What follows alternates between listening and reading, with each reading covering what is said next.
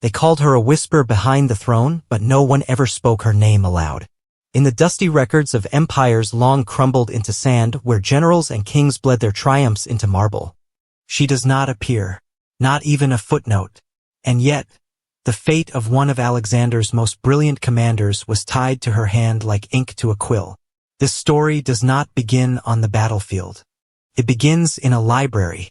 The lamps burned low in Pella that night, the scent of wax and old parchment hanging in the warm Macedonian air.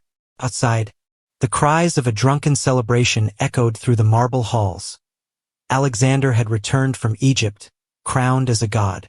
Inside the royal archives, a young woman dipped her stylus into ink.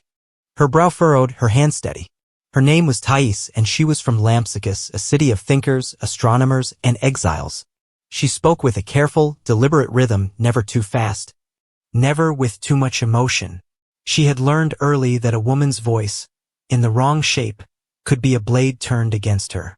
But in the right tone, at the right moment, it could cut through iron. She wasn't meant to be there.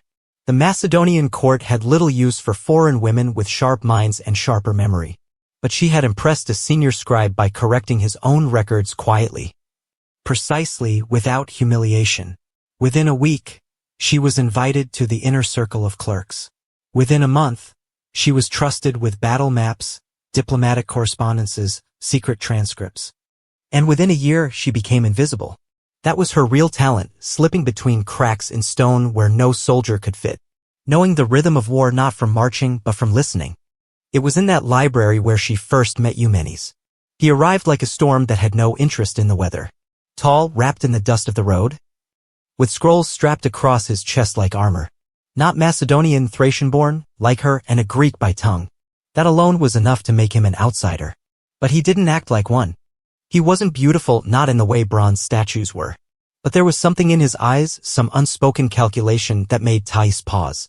He glanced around the room not like a visitor, but like a strategist assessing the geometry of the space. "You're the Lampsacene?" he asked her without introduction. She looked up slowly. "I am. They say you memorize troop movements like poetry." "They exaggerate. I only memorize poetry." That made him laugh, the kind of deep, weary laugh that comes from someone who doesn't laugh often. He handed her a scroll, unrolled it, and pointed to a faint red line. "This corridor between Tarsus and Malus. How long to move 5,000 men with siege gear?" She studied it. 17 days if they travel light and sleep less. 18 if they're smart. He looked at her for a long moment. "You're hired." She hadn't applied. From that night, she became his second shadow. At first, it was purely clerical. Thais handled numbers, estimates, projections, details most generals dismissed or delegated. But Eumenes was not most generals. He insisted on knowing every grain in every bag of barley, every inch of rope, every heartbeat in his army. And soon he began asking her opinion. Not just logistics, but people. "Craterus is too proud," she once said. "He'll never take orders from a Greek." "You're a Greek." "I'm invisible," she replied. They became a quiet conspiracy within the noise of empire. Alexander's campaigns thundered through Persia, Babylon, and beyond, while Thais and Eumenes whispered between walls, drafting supply lines and contingency maps that saved thousands of lives without ever drawing a sword.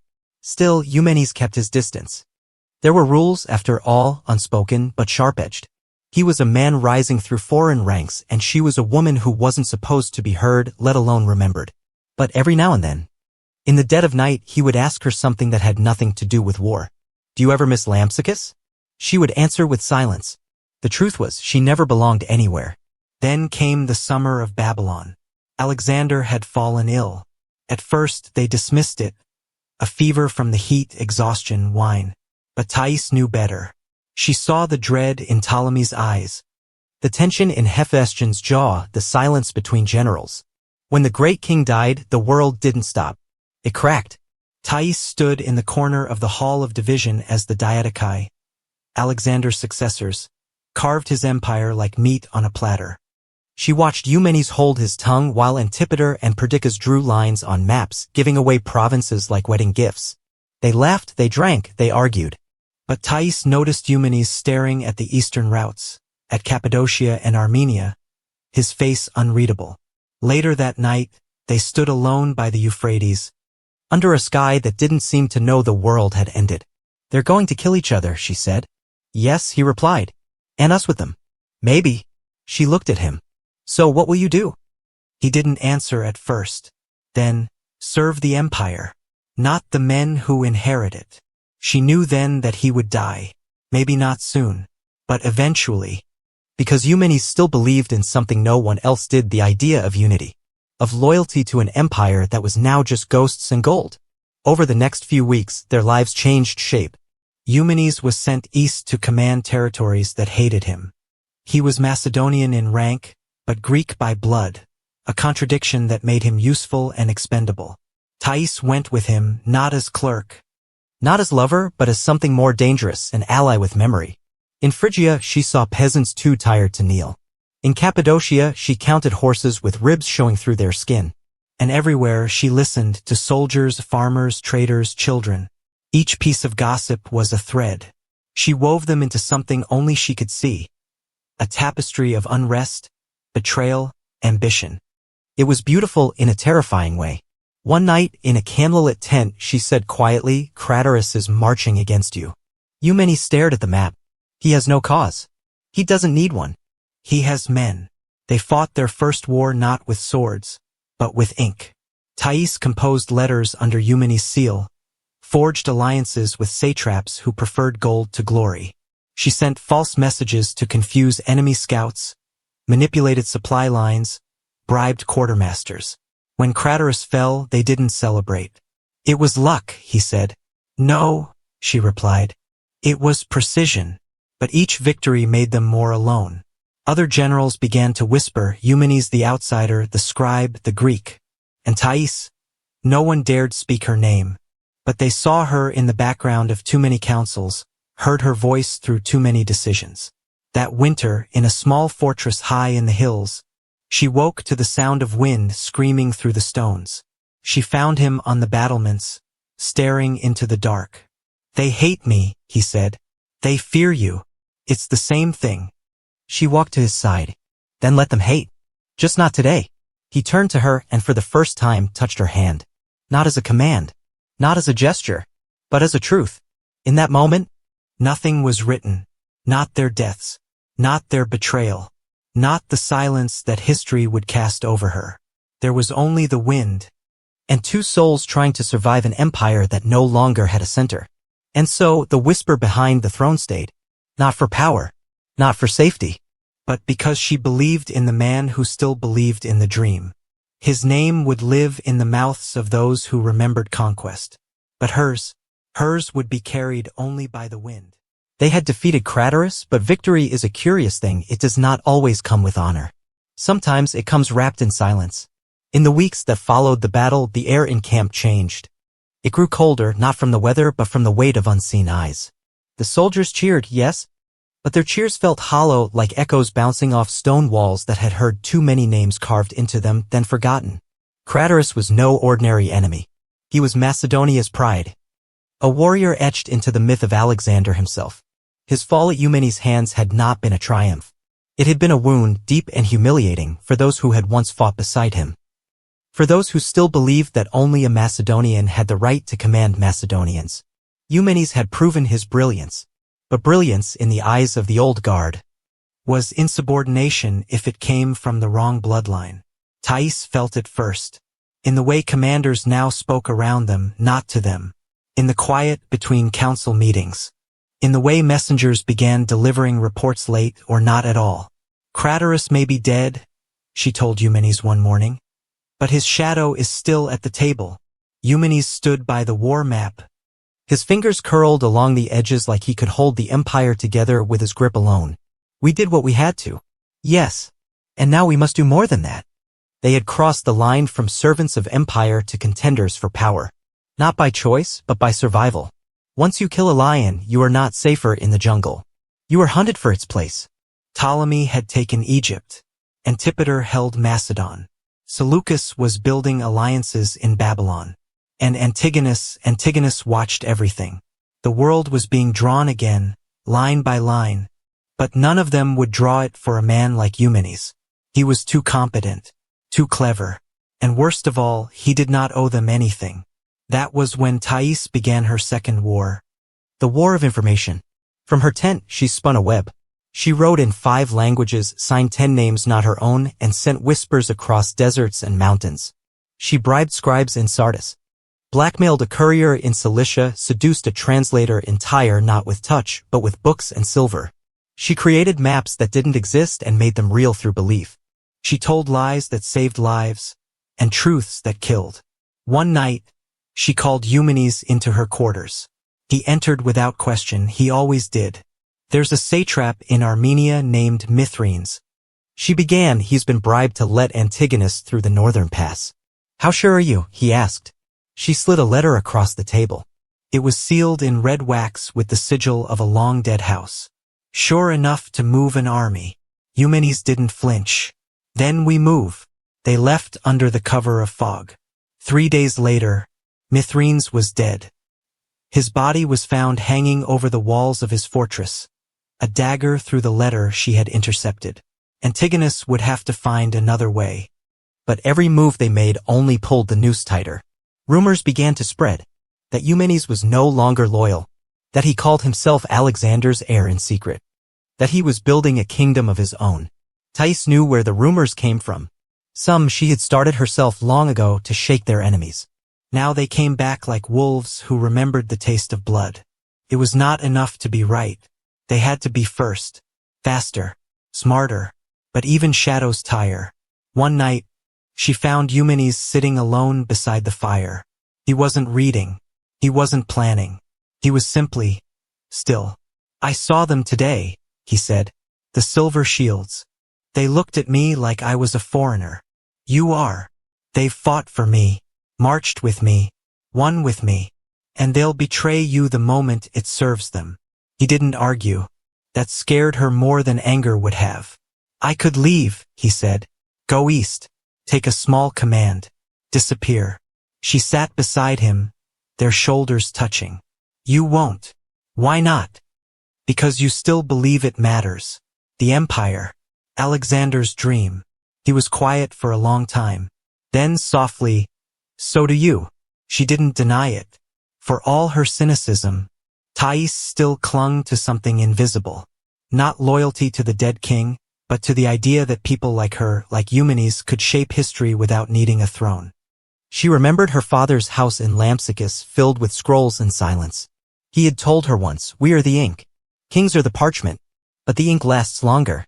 So she wrote. She drafted proclamations in Eumenes' name that balanced truth and illusion. She forged letters from satraps, delayed meetings, arranged for false envoys. She planted doubts in Antigonus' ranks. Whispers that his own generals questioned his vision.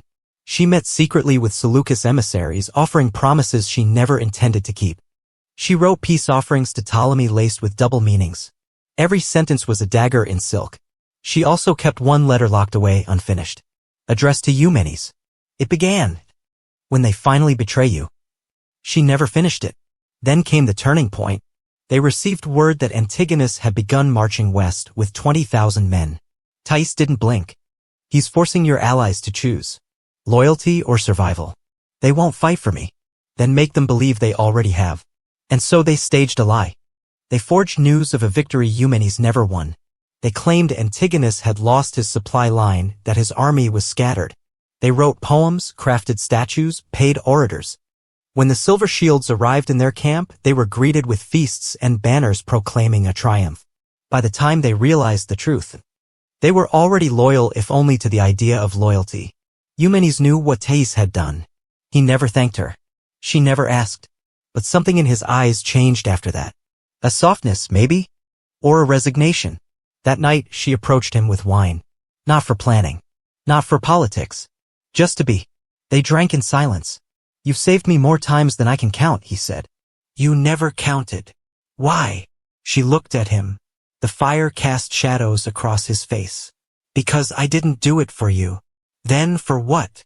For the story. The one worth writing. He touched her hand, then kissed it. Not with passion but with sorrow. The next morning, they received word. One of Eumenes' most trusted captains had defected, took 100 men and fled to Antigonus. The walls were closing. That night, Thais wrote 2 letters. One was a call for reinforcements. The other was a goodbye. She sealed both but only sent one. As dawn broke over the plain, she stood by the ridge and watched the armies prepare. Eumenes stood beside her, wrapped in bronze and silence. "You should run," he said.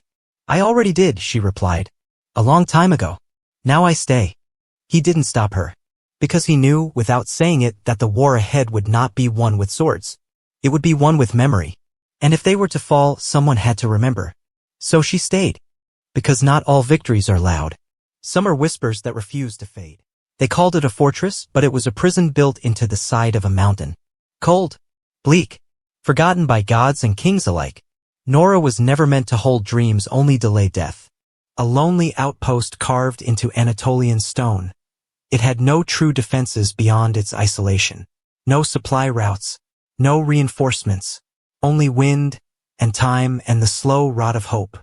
It was here that Eumenes was sent, not as a prisoner officially, but as a guest of the empire he had once bled for. Antigonus the One-Eyed, the man who had once stood beside him in battle, now stood above him in power.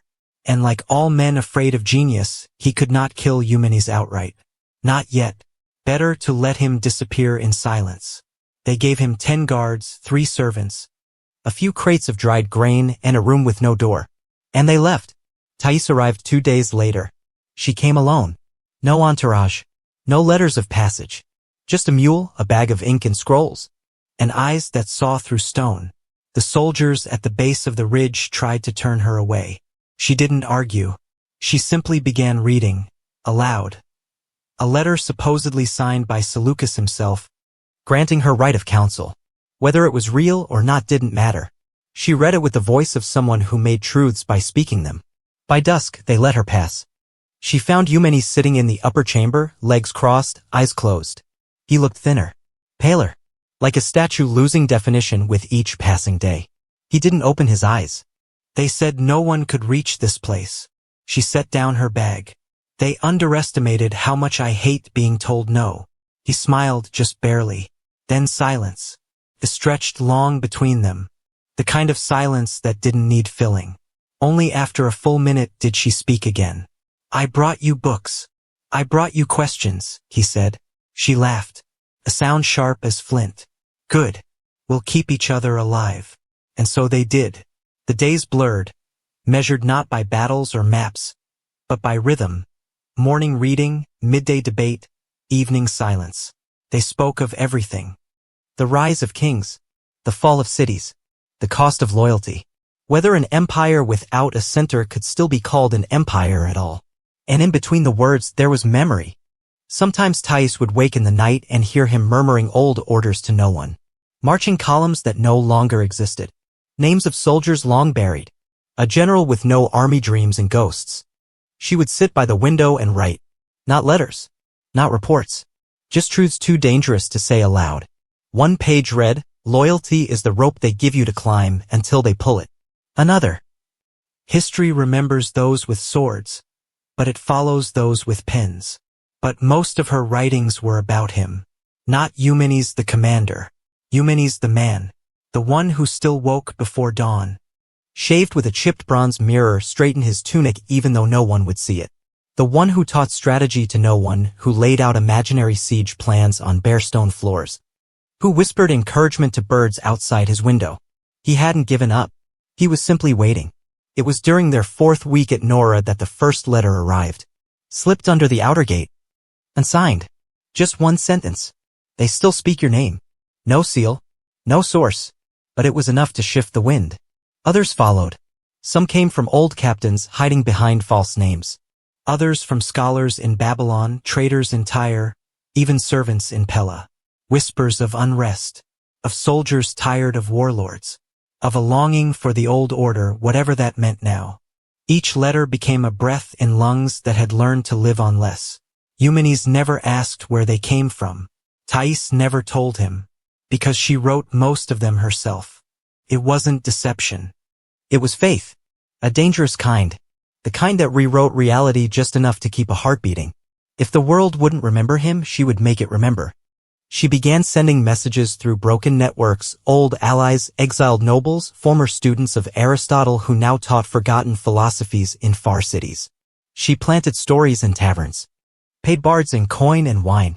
Legends began to grow. Eumenes the Just, Eumenes the Ghost General, Eumenes who defied the Macedonians not out of pride but principle. Some stories weren't even lies. One day a package arrived, a helmet, polished, restored, the crest marked with the symbol of the silver shields. He didn't speak when he saw it, only ran his hand over the metal. "They haven't forgotten," she said softly. He shook his head. "No, but memory is not loyalty." She knew he was right, but it didn't stop her. She wrote to his enemies too. Clever. Barbed letters, part threat, part flattery. Designed to unsettle. To remind them that he was still alive. Still dangerous. She sent one to Antigonus himself.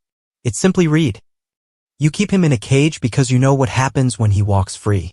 There was no reply. But 3 days later, the guards at the fortress were doubled. That winter was the coldest either of them had known. The wind screamed through the stone like a wounded thing. Food ran low. Firewood was scarce. Eumenes grew ill, then recovered, then ill again. Thais rationed their ink more carefully than their bread. One morning she caught her reflection in the water basin. Pale, hollow-cheeked, eyes too old for her face. She smiled. "You're becoming a myth, Eumenes. And I'm becoming your ghostwriter." He coughed, but smiled. That night, they sat together under heavy firs, sharing the last of the dried apricots. Outside, the snow fell like ashes.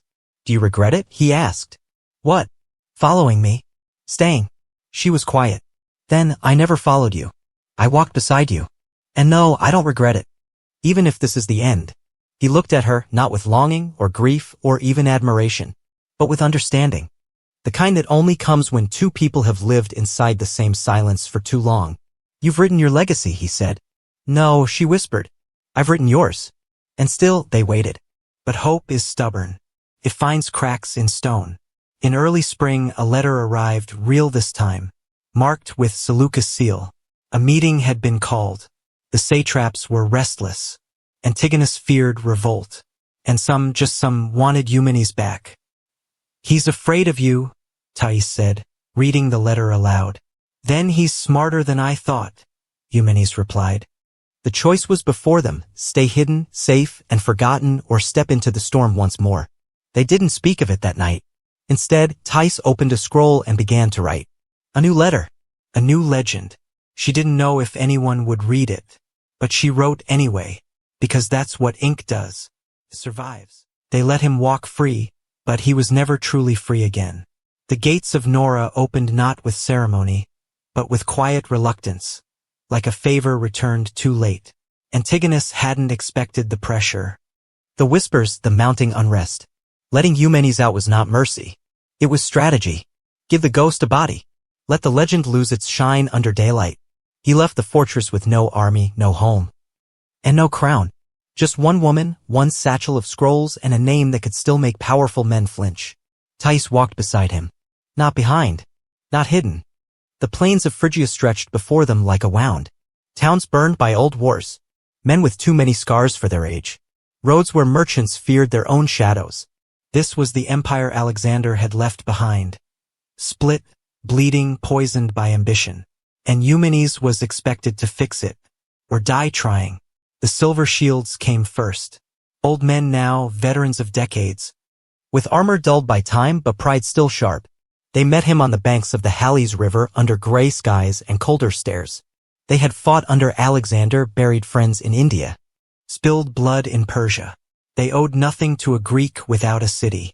Yet when Eumenes spoke, they listened. He didn't offer gold. He didn't offer glory. He offered memory. He reminded them of who they were before the world shattered. He didn't beg. He didn't flatter. He simply told the truth like a man with nothing left to lose. And it worked. They marched again. This time under no king, no empire, no dream. Just a name. Thais stayed in the shadows of the camp. She watched the soldiers watch her. Some whispered that she was a sorceress. Others said she was his wife. A few said she was no one at all. She let them wonder. She didn't need belief. Only results. While Eumenes trained troops, she built networks. Letters disguised as songs. Coins marked with secret codes. Couriers who only rode at night. She traded information like silk. Delicate. Rare. deadly when wrapped around the right neck. But she also began to see the cracks. The satrap smiled in council but sharpened knives in private. Promises came easy. Deliveries did not. Gold vanished. Messages were intercepted. Supplies lost. She warned Eumenes. They don't serve you, she said. They serve their futures. He nodded. Then we give them a future with us in it. But futures were fragile. And the past was a vulture. Antigonus moved fast. His spies whispered doubt into the ears of Eumenes' allies. His agents bought loyalty like grain. Some resisted. Some disappeared. Some sold everything for one night of survival. Then came the betrayal. Eumenes had entrusted a fortress in Cilicia to a young commander named Apollonides. Ambitious, eager, desperate for respect. Thais had misread him. Or perhaps she had believed too much in her own legends. He turned, took the fortress, burned Eumenes' banners. And worse, he gave Antigonus access to their movements. It broke something. Not in Eumenes. In Thais.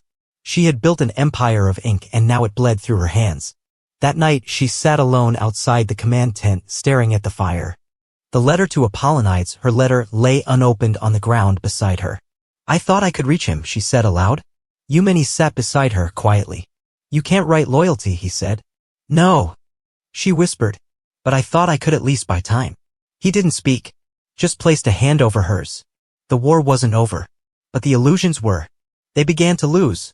Not in battle, Eumenes still won every engagement he touched. But the war wasn't about battle anymore. It was about patience. And Antigonus had more of it. He avoided open combat. He choked the supply lines. He bribed the couriers. He let Eumenes win and grow tired of winning. The men began to question. The silver shields asked about gold, about wives they hadn't seen in years, about why they followed a man who had no homeland. And Thais knew. They were slipping. She wrote fewer letters. Not because she had less to say, but because fewer people cared to listen. One day, Seleucus sent word, no more reinforcements. Babylon would not choose sides. Another day, Ptolemy's messenger arrived, smiling with apology but offering nothing. The circle was closing. And still, Eumenes did not retreat. Because he believed. In what? Even Thais no longer knew. Maybe in her. Maybe in himself. Maybe in a version of Alexander that still lingered in dreams. One night, in a tent lit only by dying flame, she asked him, if we lose, what will they remember you as? He didn't answer. So she answered for him. They'll call you a traitor. Maybe, he said. They'll say you tried to steal power. Maybe. They'll forget your victories. Your strategies. Your loyalty. He turned to her. But you won't. She met his eyes. No, she said. I won't. And that was the last time they spoke of endings. Because the end was already written. Just not in ink. The betrayal came not with a sword, but with silence. One morning, the silver shields failed to report. By noon, they had sealed their tents. By dusk, they had left the command post and walked straight to Antigonus' envoy, dragging Eumenes' name behind them like a corpse. The price? Gold, land, freedom, and one man. Thais stood at the edge of the camp, watching them go. She did not cry. She did not scream. She simply wrote 3 words on a scrap of parchment and burned it. They always do. Eumenes was captured the next day. They didn't shackle him. They didn't beat him. That would make him a martyr. They simply took him. Antigonus had what he wanted. And Thais? She vanished. No records. No sightings. No name. Just stories. Some say she escaped to Egypt, lived in disguise, writing philosophy under a different name. Others say she was caught and executed in secret. And some believe she never existed at all. But we know better. Because long after the wars ended, when Antigonus was dust, when Seleucus built a new empire, when the silver shields turned to legend, a single scroll was found beneath the floorboards of a ruined outpost in Cappadocia. It read, he never wanted a throne, only a place to stand, without betrayal, and signed, Thais of Lampsacus. There were no horns, no grand trial, no last stand beneath thunderous skies, no sword raised in defiance, just a quiet room, a man sitting alone, and a decision made by men who had already moved on. Eumenes of Cardia was executed by his own guards, men who had once sworn loyalty not just to him but to a dream larger than themselves. It was not rage that turned them. It was exhaustion. the kind that makes memory too heavy to carry. Antigonus didn't gloat. He didn't need to. He had already won. The execution wasn't recorded in any official scroll. No bard sang of it. No statue was carved. There was no city to mourn him, no family to weep.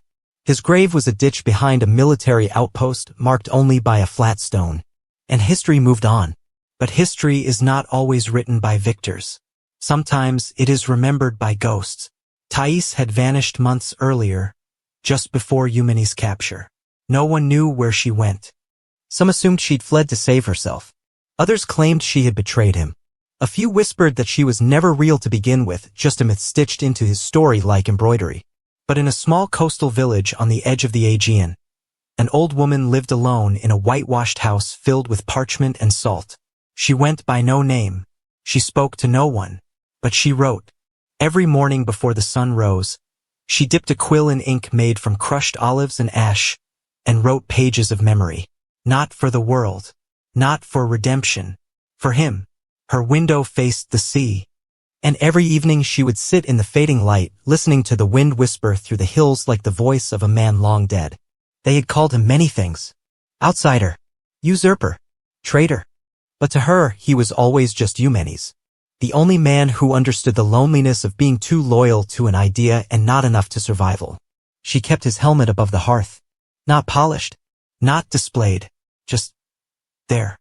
Like a memory that refused to die. Years passed. Empires rose again. Kings named their sons after conquerors. Cities were renamed. Statues were melted and recast into newer gods. But the pages in her home remained untouched. Until the day a boy found them. He was a fisherman's apprentice, curious by nature. Drawn to the quiet house no one dared approach. He saw her through the window, once old, but not frail. Her eyes still sharp as broken glass. When he returned the next day, the door was open.